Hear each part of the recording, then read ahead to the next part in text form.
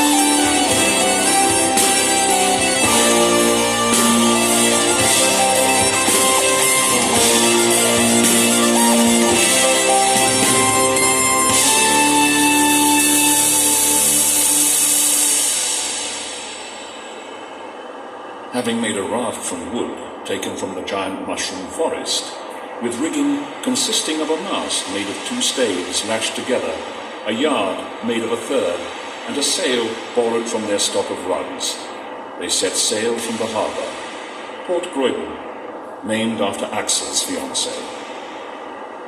With a northwesterly wind propelling them along at about 3 miles an hour, silvery beams of light, reflected here and there by drops of spray, produced luminous points in the eddy created by the raft. Soon, all land was lost to view. 5 days out to sea, they witnessed a terrifying battle between 2 sea monsters, one having the snout of a porpoise, the head of a lizard, and the teeth of a crocodile, an ichthyosaurus. The other, the mortal enemy of the first, a serpent with a turtle's shell, the plesiosaurus.